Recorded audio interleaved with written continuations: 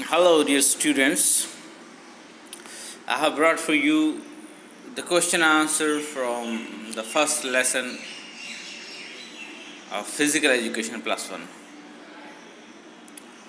And as we have done the lesson, and you must have seen my video on first lesson.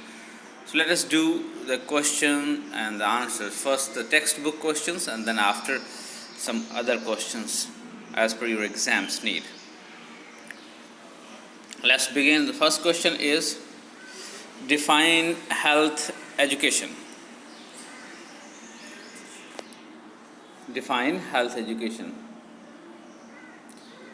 Define means definition. Definition दो health education का. So you must remember or memorize it. WHO's definition.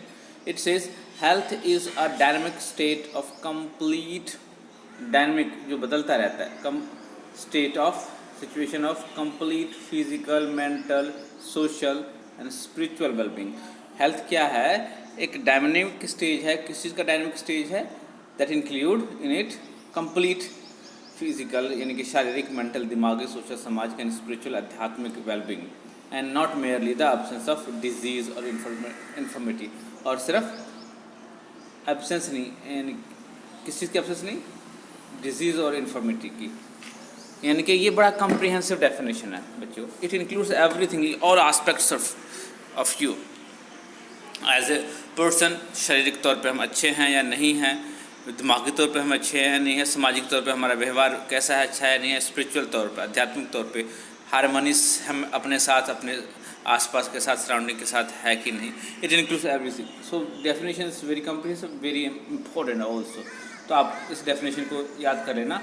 Health is a dynamic state of complete physical, mental, social, spiritual well-being and not merely absence of disease or infirmity. किसी का शरीर disease नहीं है या कोई वो अपंग वगैरह नहीं है, इसका मतलब ये नहीं कि वो हेल्दी है. उनको ये इन एस्पेक्ट्स पे खरा उतरना होगा, इन चारों पे, तब जा उसको हम हेल्दी पर्सन मानते हैं. नेक्स्ट है what do you mean by WHO. WHO क्या है? तो W का है W for world, H for health, O for organisation. WHO means World Health Organization. It is an organization which gives knowledge about health and also provides health related services. ये knowledge देता है health के लिए और services भी देता है पूरी दुनिया में, अलग अलग दुनिया के हर एक भाग में जहाँ भी ज़रूरत होती है उसकी. अगला क्वेश्चन है how many kinds of health education are there. तो उत्तर है 4. Physical, mental, social and spiritual.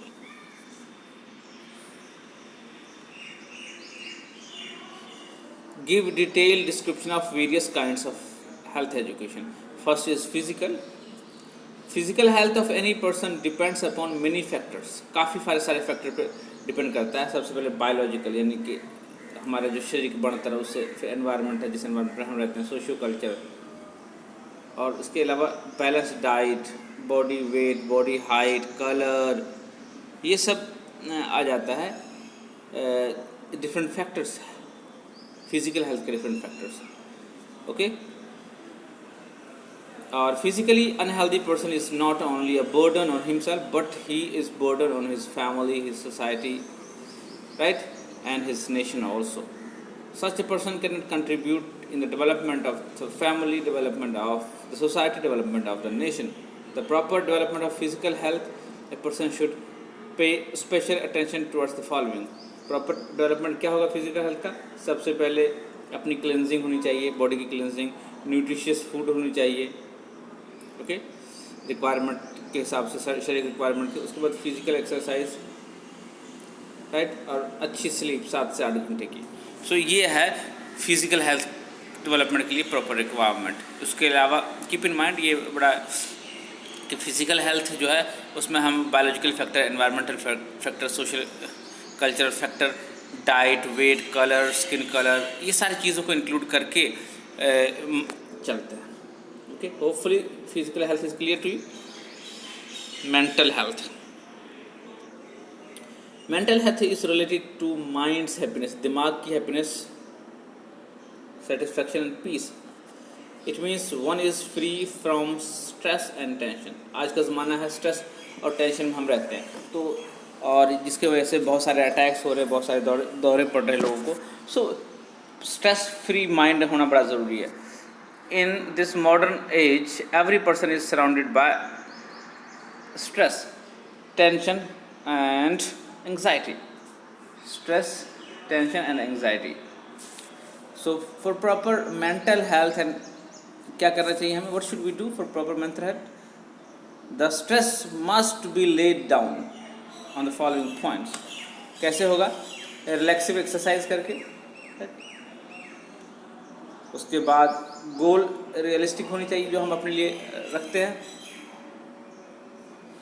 और अपॉर्चुनिटीज़ के पीछे जाना चाहिए ओपन माइंड के साथ। ये नहीं कि एक चीज़ नहीं हुआ तो हम हार के बैठ जाए घर में। And the fourth one is always be positive, right? Always be positive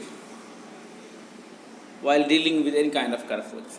तो ये मेंटल हेल्थ है। Mental health keep in mind, हमें स्ट्रेस फ्री रहना है, टेंशन फ्री रहना है, रिलैक्सिव एक्सरसाइज करने हैं, goal setup should be realistic, and opportunities should be explored with open mind, and we should have positive outlook while dealing with different kind of conflicts. Social health. Man is a social animal. Every person struggles to have a reputed positive position in society. हम सब चाहते हैं कि हमारी अच्छी position हो, हमारी respect और रिगार्ड हो सोसाइटी में। The recognition of a person in society depends on his social contacts or relations. Gradually, he makes his own identity with his activities and intellectual capacity. He makes efforts to maintain his social contact in the society by obeying the social norms. If a person does not have on good terms with society, if a person is not on good terms with society, what will happen? He will face difficulty. So social situation should be good and regard for respect. Okay, one should increase one's ability to interact with people and their ideas. अब क्या है, ये social wellbeing के लिए है। क्या सबसे पहले आप में एबिलिटी होनी चाहिए इंटरेक्ट करने के लिए। नंबर 2 है, one should try to accept the and understand the diverse cultural norms. Diverse cultural norms को भी समझने के काबिल होना चाहिए। And then try to build network among different kinds of people. Network मतलब हर तरह के लोगों से मिलना, उनसे संबंध बनाना। Try to adopt positive self image, and then try to enhance interpersonal communication skills. And next one is spiritual health. आपका आध्यात्म हेल्थ भी बड़ा इम्पोर्टेंट होता है। All the above mentioned dimensions of health cannot be effective without being spiritually healthy. अब spiritually healthy क्या है? Spiritual healthy का मतलब है कि आपके जो आइडियाज़ है, आपके जो वैल्यूज़ है, राइट, वो अच्छे होने चाहिए। पर्सनल जो आपके विश्वास है, पॉजिटिविटी होनी चाहिए। तो उसके डेवलपमेंट के लिए हमें अच्छी एक्सरसाइज, अच्छा योगा करना चाहिए, और साथ साथ में अच्छी बुक्स पढ़नी चाहिए जो हमें सेल्फलेसनेस की फीलिंग्स हमें जगाए, राइट। तो ये था आपका 4 तरह का health, 4 kinds of health, right. Physical health, mental health, social health and spiritual health. Let's move to the next question. Next question is, give detailed accounts of the principles of health. Principles of health means किन principles पे, किन points को अगर हम ध्यान में रखेंगे तो हमारा health जो है बढ़िया रहेगा। Okay? तो सबसे पहला प्रिंसिपल इसमें है बैलेंस्ड डाइट, फिर है personal health and hygiene, regular medical checkup, cooperation from society and family, physical exercise, good habits, right. तो शुरू करते हैं इसको। एक बार मैंने आपको ब्रीफ में बताया इसे, राइट।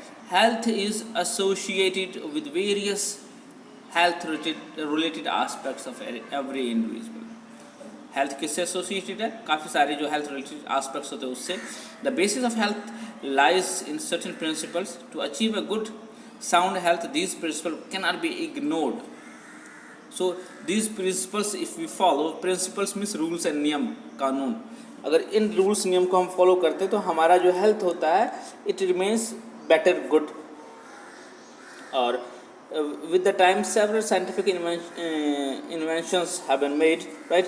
तो वो भी हमारे हेल्थ को अच्छे रखने के लिए हेल्पफुल होते हैं. The basis of these inventions principles of health are changing with the time. Some important principles are balanced diet. Balanced diet में क्या रिक्वायरमेंट है? आपकी बॉडी की जो रिक्वायरमेंट होती है आपके वेट हाइट के हिसाब से, और न्यूट्रिशन की अलग अलग रिक्वायरमेंट होती है, और जो हम पानी, fibre, protein, minerals, amino acids वगैरह की जो रिक्वायरमेंट होती है वो कितनी मात्रा में होनी चाहिए उसके बारे में आपको बेसिक ज्ञान होना चाहिए. और फिजिकल एजुकेशन ये आपको सिखाता है. उसके अलावा आप फास्ट फूड वगैरह को अवॉइड करिए, avoid, right, those food which are not nutritious but tasty only.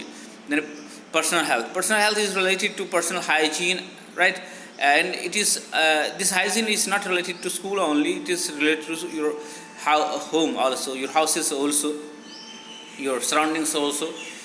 So students must be imparted knowledge about their personal hygiene, like first like washing their hands, taking proper bath, proper care while using toilets, right, proper meal, taking bath daily, right. So these